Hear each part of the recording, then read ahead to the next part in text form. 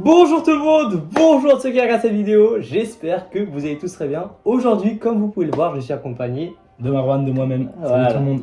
Vous l'aurez deviné, c'est une vidéo où on va un petit peu interviewer Marwan qui se situe en licence maths informatique. Il va nous parler un petit peu de tout ça dans cette vidéo. Mais tout d'abord, voilà, présente-toi un petit peu, quel est ton parcours, où est-ce que tu étais, raconte-nous. Alors moi j'étais au lycée Théard de Chardin. Bon, déjà je m'appelle Marwan, enchanté. J'étais au lycée avec Maxence en première, en terminale, et j'avais les spécialités mathématiques et physique-chimie, tout comme lui. J'avais pas l'option maths expert par contre. J'étais un élève entre guillemets plutôt bon, en toute humilité bien sûr. J'avais quelques facilités en maths, un peu moins en physique, mais je me débrouillais pas mal. En terminale, je tournais en maths au premier trimestre à 14, au deuxième à 17, et en physique, j'ai toujours stagné autour de 12 et 13. Ok. Voilà, avec des notes au bac, que je dis. Ouais, Oui, des notes au bac, 17 en maths et 15 en physique. Ouais. Du coup, bah, avec ces super résultats, qu'est-ce que tu as demandé sur Parcoursup, qu'est-ce que tu espérais, etc. Alors moi, j'avais demandé plusieurs prépas, j'espérais intégrer une classe préparatoire, mais malheureusement, vu que j'avais pas l'option maths expert, du coup, un peu compliqué pour les bonnes prépas, telles que Berthelot. J'avais quand même eu Darsonval et Paul Valéry. Mais bon, tu connais. Tu avais été accepté? Ouais, j'avais été accepté sur les deux en MPSI, mais bon, je suis pas allé. J'ai préféré du coup aller en licence. J'ai demandé plusieurs licences mathématiques et informatiques à la Sorbonne, à l'Université Paris-Cité et à Dauphine. Malheureusement, je n'ai pas eu Dauphine, très dur d'accès, mais je suis allé du coup à l'Université Paris-Cité, anciennement Descartes. Voilà.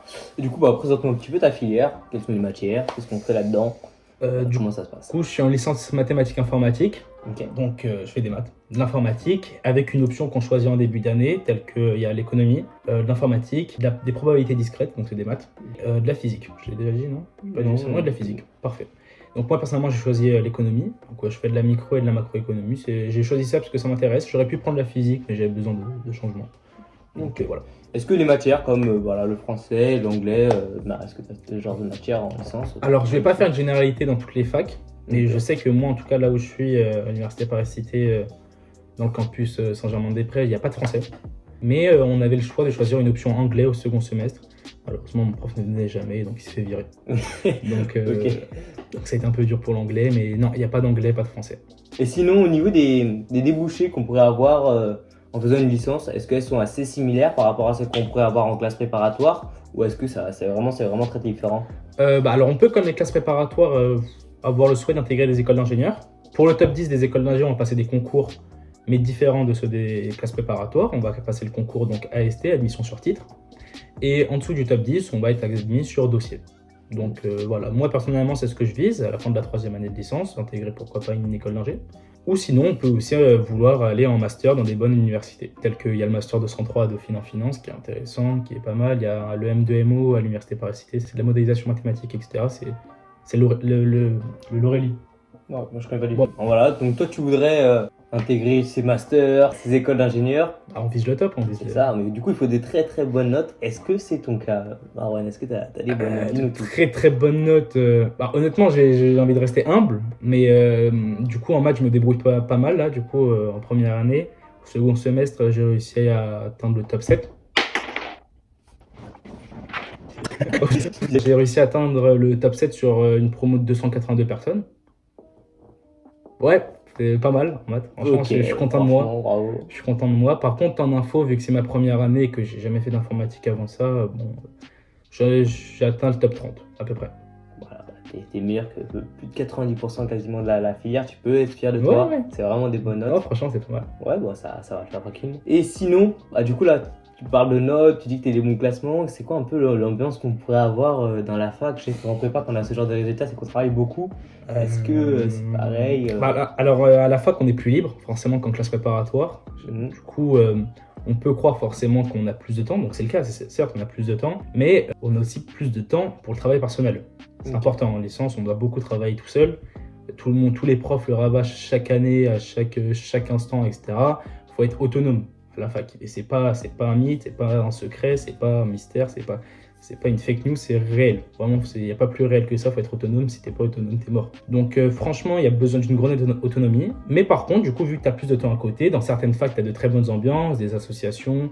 Je sais que moi, en janvier dernier, du coup, avec le campus du 13e arrondissement de ma fac, on a fait un voyage au ski, qui était en plus pas très cher. Franchement, sympa, avec toute la fac. Franchement, c'est sympa. Il y a du temps pour soi, il y a du temps pour l'amusement. Mais il faut aussi accorder pas mal de temps au travail. Du coup, si vous êtes autant autonome, est-ce que tu as le temps par hasard de de te faire des potes ou alors tu es vraiment tout seul, vu que je sais que alors, en licence, on travaille souvent à la bibliothèque, seul, forcément, il n'y a pas forcément d'interaction entre les autres. Comment ça se passe?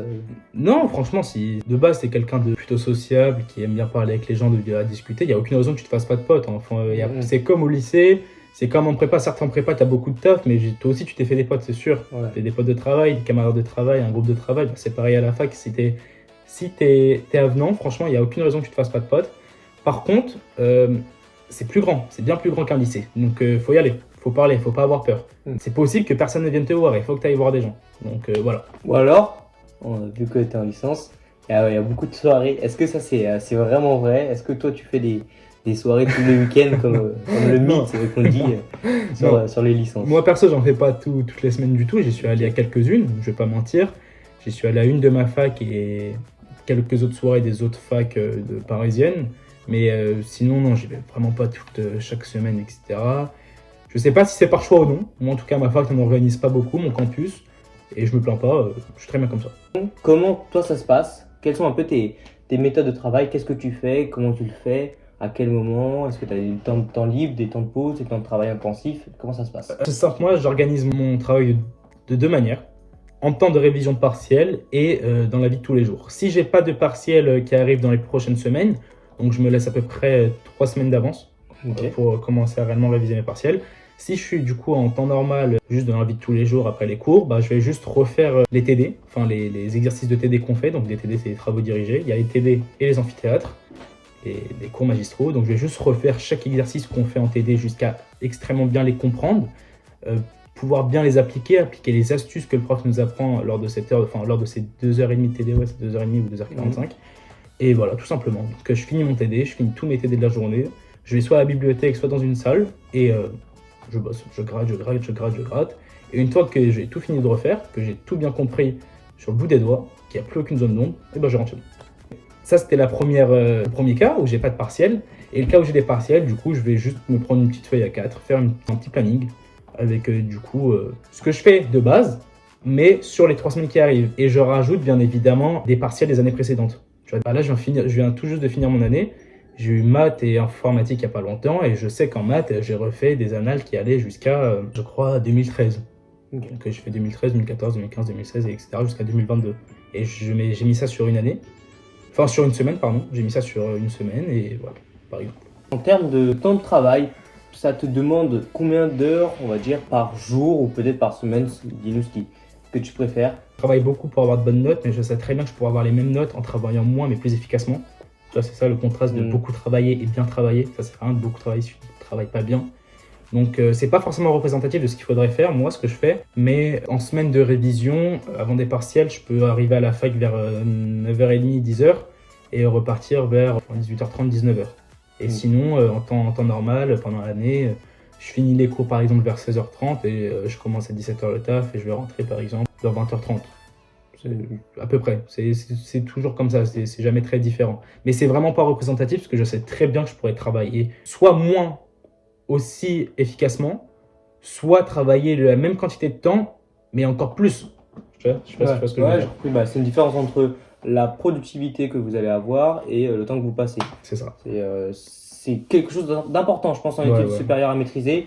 Travailler 10 heures, ça sert à rien. Il faut mieux travailler 1 heure, 1 heure, 1 heure, 1 heure et faire des bonnes choses plutôt que 10 heures intensifs où le cerveau est complètement bousillé. Sinon, là, on parle de travail, etc. Si tu avais vraiment 3 mots bien particuliers pour décrire la fac d'une manière générale, attention, choisis-les bien. Quels seraient ces mots et pourquoi? Le premier serait autonomie. Donc je vous l'ai déjà dit avant, je vais encore me répéter, mais parce que c'est vraiment le plus important. Si t'es pas autonome, t'es mort. Il n'y a personne qui viendra te tirer pour venir travailler, te dire allez viens, travaille. Les profs ne connaissent même pas ton prénom, tu as un numéro étudiant pour eux. Donc ça, c'est peut-être effrayant pour certaines personnes qui veulent aller en licence l'année prochaine. Mais bon, faut s'y faire, hein. Tu es là-bas pour étudier, tu n'es pas là-bas forcément pour avoir une bonne relation avec tes profs. Bien sûr, tu peux leur poser des questions, mais en tout cas, ils ne seront pas là pour venir t'envoyer un message pourquoi est-ce que tu n'étais pas là en cours, ou même il n'y a pas de billet d'absence par exemple. Tu en as un prépa? Ah ouais. Voilà, il n'y a pas de billet d'absence, que tu sois... Dans ma fac, en tout cas, je sais que dans certaines facs, c'est obligé d'aller à certains TD. Au bout de 3 TD absents, tu es défaillant et tu peux pas valider ton semestre. Mais moi, dans ma fac, il n'y a pas ça. Dans la plupart des facs, ils sont pas très à cheval sur le suivi des élèves. Donc autonomie, premier mot, indispensable, première qualité à avoir, c'est obligé. Et par contre, tu peux le devenir, c'est pas un souci. Tu peux ne pas l'être en arrivant et le devenir plus tard, c'est pas grave. Ok, j'ai la deuxième qualité, la discipline. Il faut avoir de la discipline. Ça rejoint un peu l'autonomie, bon c'est deux choses différentes, mais c'est deux choses qui se complètent beaucoup. La discipline, il faut être discipliné. C'est bien d'être motivé, d'avoir de bonnes notes, mais le plus important, c'est pas la motivation, parce que la motivation, ça monte, ça descend, ça monte, ça descend. C'est la discipline à garder constamment à la même intensité. Tu vois, certes, des fois, ça va être relou de travailler. C'est comme en prépa, par exemple. Bon, je compare l'incomparable, mais des fois, ça va être relou de travailler, mais il faut le faire pour pouvoir être parmi les meilleurs et après, du coup, pouvoir faire ce que tu veux plus tard. Donc, autonomie, discipline et organisation. Organisation, pas mal. Les trois se complètent énormément. Et organisation, être bien organisé. Voilà. Alors, en vrai, c'est des qualités qui se rejoignent un petit peu par rapport à la classe préparatoire. Mis à part l'autonomie, j'aurais échangé par travail intensif, mais vraiment jusqu'à la mort, c'est vraiment ça. Mais voilà, quand même, tu travailles énormément. Je pensais pas qu'on travaillait autant en licence, pour être très honnête avec toi. Mais après, pour avoir les résultats qu'il y a, forcément, rien n'est gagné si on n'a pas de travail. Donc voilà, c'est très très bien. Tu as, entre guillemets, on peut le dire, un bel avenir. Qu'est-ce que toi, t'aimerais faire? Qu'est-ce que t'aimerais... Ouais. Qu'est-ce que tu as en perspective voilà. Comment tu vois ta vie? Alors, des écoles d'ingé, du coup, comme je l'ai dit avant, enfin, pour l'instant en tout cas, des écoles d'ingénieurs pour travailler dans la finance, j'aimerais bien, ou alors l'informatique, le développement ou les data science, les data scientists, en tout cas, c'est quelque chose de pas mal. Je crois les horaires sont pas mal et j'ai déjà fait un stage, ça m'intéressait beaucoup, j'ai kiffé le travail, franchement, donc pourquoi pas. D'ailleurs, ou pourquoi pas des masters, bien évidemment, que ce soit en France ou à l'étranger. Je sais que les masters par rapport à la data science à Londres, ils sont excellents. En plus, tu gagnes bien après en sortant. Donc ouais, ça serait autour de la finance, de l'informatique. Informatique, je sais pas exactement quoi, mais tout ce qui est data science, cybersécurité, ça m'intéresse pas mal, franchement. Voilà. Bon, pour finir un petit peu cette vidéo, si tu avais quelques conseils à donner à toutes les personnes qui regardent cette vidéo, quels seraient-ils? Faut pas avoir peur d'échouer. Faut pas avoir peur d'échouer, c'est le cas aussi en prépa. Il y en a beaucoup. Moi, par exemple, je sais que j'aurais pu ne pas aller en prépa, même si j'en avais une bonne, par peur d'échouer. Alors qu'en réalité, le plus grave, c'est de ne pas essayer. Tu vois, en soi, échouer, c'est un fait, c'est quelque chose, mais ça te fait progresser dans la vie de tous les jours, donc faut pas avoir peur d'échouer, faut juste au moins essayer, et au pire, ça passe. Tant mieux, si ça passe pas, aucun regret. Exactement. Bon, sur ces belles paroles, je veux remercier à tous d'avoir regardé cette vidéo jusqu'au bout. Je te remercie, Marwan, d'être venu dans la vidéo. Salut tout le monde, à la prochaine.